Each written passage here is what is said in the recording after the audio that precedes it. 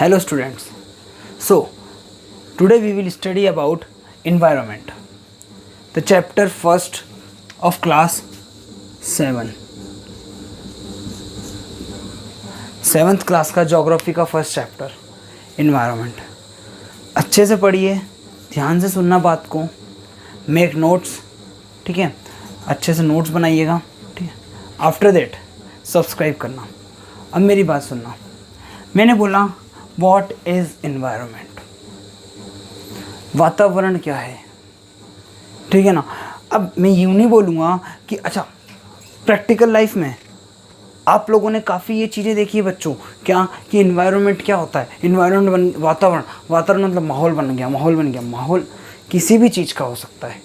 लेकिन जब पर्टिकुलर अपन physical geography में आते हैं, है ना, particular we will study about physical geography. If we study about physical geography then in this we involve environment. अपन को क्या पढ़ना है? इन्वायरमेंट. इन्वायरमेंट क्या होता है, ठीक है ना. उसमें अपन को चीज़ें क्या हैं, what are its type, what are its advantage. ठीक है ना. तो इन्वायरमेंट क्या होगा, सीधी सी बात है. ज्योग्राफी सारी चीज़ें लिविंग को लेके बात करेंगे. ये चैप्टर पूरा लिविंग को लेके होगा. तो anything, place, people, nature that surround any living organism. Place, people, nature that surrounds any living organism. It's called environment. मेरी बात सुनना. इन्वायरमेंट है तभी मैं लीव कर रहा हूँ. कैसे? एग्जाम्पल ले लीजिए. चलो ठीक है, मेरा एग्जाम्पल ले लेता हूँ. जगह है पर्टिकुलर मेरे रहने के लिए, ठीक है ना. मेरे आसपास लोग हैं, मेरे आसपास पीपल की जगह में अगर आप एनिमल्स ले लूँ, दूसरी चीज़ें भी ले लूँ, तो क्या कर रहे हैं हम दोनों एक दूसरे से इंटरकनेक्टेड है कहीं ना कहीं, है ना. एक दूसरे से हम लोग क्या है, इंटरकनेक्टेड है, इंटरडिपेंडेंट है. ठीक है ना. जिस वजह से हम लोग क्या कर रहे हैं, लीव कर रहे हैं. जैसे प्लांट्स, ठीक है ना. नेचर में अपन ले लेंगे प्लांट्स को ले लेंगे. तो ये सारी चीज़ें किसी पर्टिकुलर लिविंग ऑर्गेनिज्म, मैं लिविंग ऑर्गेनिज्म हूँ, ये सारी पर्टिकुलर चीज़ें लिविंग ऑर्गेनिज्म को क्या कर रही हैं, कवर करके रख रही हैं. तो ये क्या बन गया, एक पूरा इन्वायरमेंट बन गया. आई बात समझ में? यहाँ पर चीज़ें आ गई. तो वो सारी चीज़ें मिलकर किसको सराउंड कर रही है, लिविंग ऑर्गेनिज्म को. Then it's called environment. आई बात समझ में? इन्वायरमेंट के बाद पहली चीज़ मैंने बोला, मैंने इन्वायरमेंट में मैंने आपको डेफिनेशन से अपन इसमें क्या कर लेंगे, कंपोनेंट्स की बात कर लेंगे. डेफिनेशन से अपन इसके कंपोनेंट्स की बात कर लेंगे. कैसे? इन्वायरमेंट में क्या क्या कंपोनेंट्स आए, लिविंग कंपोनेंट आया. और मैंने बोला प्लेस, मैं यहाँ पर रह रहा हूँ, मैं किसी पर्टिकुलर लैंड पर रह रहा हूँ, तो लैंड जो है वो नॉन लिविंग हो गया. ठीक है ना. तो कितने टाइप के कंपोनेंट हो गए, it involves two types of components. है ना. 2 टाइप्स ऑफ कंपोनेंट कौन कौन से, biotic component and abiotic component. है ना. इन दोनों की कॉम्बिनेशन की वजह से मैं सर्वाइव कर रहा हूँ. इन दोनों की कॉम्बिनेशन की वजह से मैं यहाँ पर सक्सेसफुल तरीके से लिव कर पा रहा हूँ. अंडरस्टैंड. तो इन्वायरमेंट इस डेफिनेशन पढ़ ली अपन ने, and it is a combination of biotic and non biotic या फिर abiotic component. Biotic component, biotic मतलब बायो नाम आ रहा है मतलब लिविंग. ठीक है ना. बायोटिक क्या लग गया, अबायोटिक या नॉन बायोटिक मतलब वो लिविंग नहीं है. तो बायोटिक कंपोनेंट में एग्जांपल क्या क्या हो जाएंगे, plants, living organisms, animals. Living organism includes plants and animals. So what involves biotic component, plants and animals. Understand? And after that, what is abiotic component? Abiotic components involves what? Rocks, land, mountain, plateaus, plains, rivers. We need water. Water comes from where? River. आई बात समझ में? तो मैंने आपको बोला इन दोनों की combination की वजह से लिविंग क्या है, सक्सेसफुल तरीके से सर्वाइव है. इसको नोट्स करके अच्छे से धीरे धीरे नोट्स बना के लिखते जाइए. ठीक है. ये हुआ अपना इन्वायरमेंट की डेफिनेशन और उसके कॉम्बिनेशन. ये चैप्टर पूरा आपका अच्छे से अगले 8-10 मिनट में कंप्लीट हो जाएगा. यहाँ ध्यान से सुनते जाइए और सब्सक्राइब करिए. ठीक है ना. अब मेरी बात को सुनना. मैंने बोला कंपोनेंट्स क्या हैं इसके, इन्वायरमेंट के कंपोनेंट्स कौन कौन, इसके टाइप्स बोल लिए मैंने. चलो ठीक है, टाइप्स बोल लेते हैं. टाइप्स ऑफ इन्वायरमेंट, कितने तरह के इन्वायरमेंट होते हैं. मेरी बात सुनना. वही चीज़, वापस से वही कहानी. मैं शॉप पे गया, मैंने बोला मेरे को कपड़े चाहिए. मैंने ओवरऑल एक ही बात बोल दी, मेरे को ड्रेस चाहिए. I need a dress. And dress involves every types of cloth. It involves shirt, T shirt, jeans, lower. It involves every types of clothes. ठीक है ना. मैंने क्या बोला आपको, मेरे को ड्रेस चाहिए, मैंने सारे टाइप के कपड़े बोल दिए उसमें.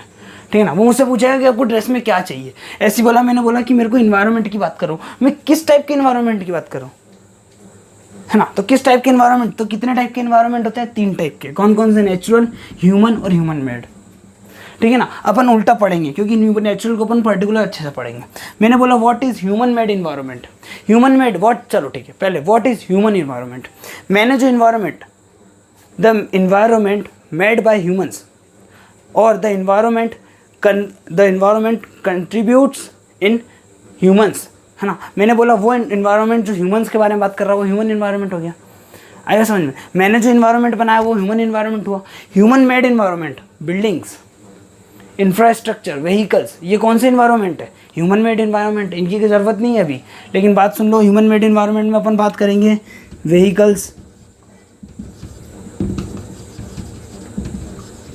मशीनरीज, व्हीकल्स एंड मशीनरी, ठीक है ना। ह्यूमन इन्वायरमेंट में ह्यूमंस आ जाएंगे। अच्छा, अब बात करेंगे नेचुरल इन्वायरमेंट में। What is natural environment, the environment consist of natural things, the environment consists of natural things is called natural environment and it is of 3 types, है ना, and it is of 3 types। पहली बात सुनना, environment पढ़ा, environment के भी 3 types पढ़ा, natural, human और ह्यूमन मेड इन्वायरमेंट्स, आई बात समझ। उसके बाद अपन पर्टिकुलर वापस आ जाओ नेचुरल इन्वायरमेंट पे। नेचुरल इन्वायरमेंट कितने टाइप का है, 3 टाइप का, लिथोस्फीयर, हाइड्रोस्फीयर एंड एटमोस्फीयर। बिल्कुल सिंपल है। लिथोस्फीयर डील्स विद लैंड,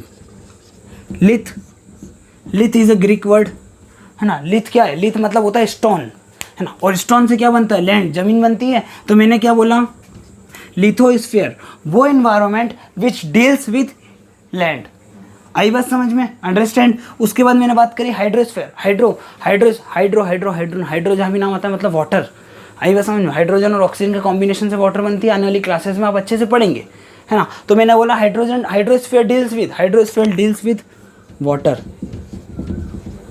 है ना। तो लिथोस्फीयर के एग्जांपल क्या होगा, लिथोस्फीयर का लैंड वाला एनवायरनमेंट कौन कौन से होते हैं भाई, लैंड वाली जगह कौन कौन सी है अर्थ पे, plains, plateaus, mountains, hills are the example of lithosphere.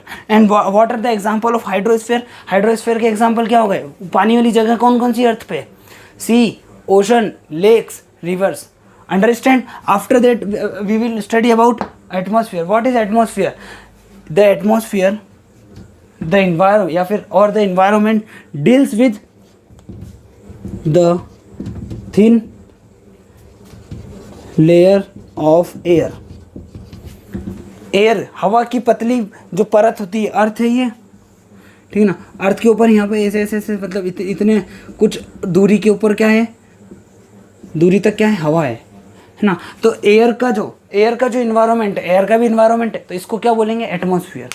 अब किसी पर्टिकुलर, अब मेरी बात सुनना, किसी पर्टिकुलर का क्वेश्चन आ जाए, है ना, किसी पर्टिकुलर क्वेश्चन बारे में पूछ ले कि एटमॉस्फेयर के एग्जांपल बताओ, तो एयर, ठीक है ना। हाइड्रोस्फीयर के एग्जांपल, वाटर वाली जगह कौन कौन सी, उसके एग्जांपल हो जाएंगे जैसे सी, ओशन, लेक, रिवर, है ना। लिथोस्फीयर के एग्जांपल हो जाएंगे plain, plateau, mountain, hills, understand. अब मैंने बोला कि व्हाट इज बायोस्फीयर, है ना, the where the combination of lithosphere, hydrosphere and atmosphere takes place, the combination of hydrosphere, lithosphere and atmosphere takes place, है ना। ये तीनों जब जहाँ पर मिल जाए वो किसके एग्जाम्पल हो जाएंगे, बायोस्फीयर के एग्जाम्पल, आई बस समझे, है ना। मैंने बोला व्हाट इज बायोस्फीयर, एग्जाम्पल और डेफिनेशन वही हो जाएगी उसकी। बायोस्फीयर क्या हो जाएगा, the combination of lithosphere, hydrosphere and atmosphere, understand.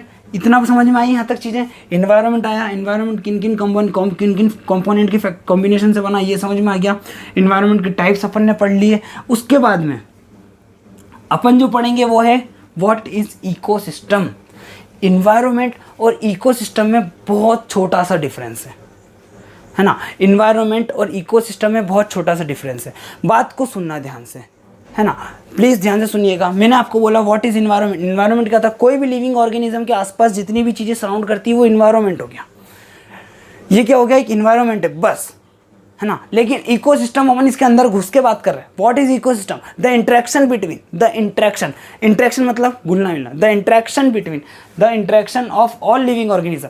मेरे साथ में कोई एक और लिविंग ऑर्गेनिज्म, जैसे प्लांट के बारे में बात करूं, हमारे बीच में इंटरेक्शन किसका है, एयर के कॉम्बिनेशन का, ठीक है ना। I need oxygen, they need carbon dioxide, understand. तो मैंने आपको क्या बोला, interaction of all living organism with physical and chemical factor. Physical factor तो मैंने क्या करा, फिजिकली मैंने उनसे कोई कॉम्बिनेशन नहीं करा, लेकिन केमिकली मैंने कॉम्बिनेशन करा प्लांट से। क्या, मैंने ऑक्सीजन लिया और मैंने कार्बन डाइऑक्साइड उनको दिया, ये मैंने केमिकली क्या करा, कॉम्बिनेशन करा। तो एक चीज़ समझ में आई, the interaction of all living organism, है ना, with physically and chemically factors, with physically and chemically factors with the transfer of energy. I need energy in the form of oxygen, I need energy in the form of oxygen.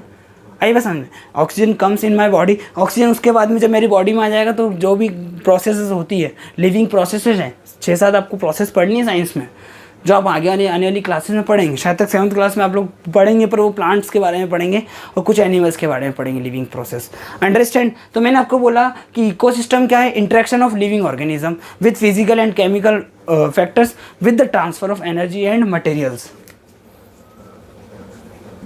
मेरे को food की ज़रूरत पड़ती है तो मैं किसके पास जाता हूँ, प्लांट के पास जाता हूँ, ठीक है। मैं प्लांट वेजिटेबल्स लेता हूँ तो मैंने फिजिकल वाली थिंग का क्या करा, फैक्टर पे डिपेंड हुआ। आई बात समझ में।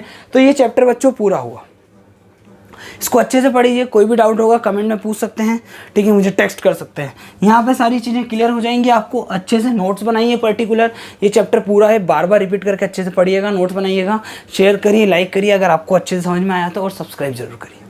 बाय।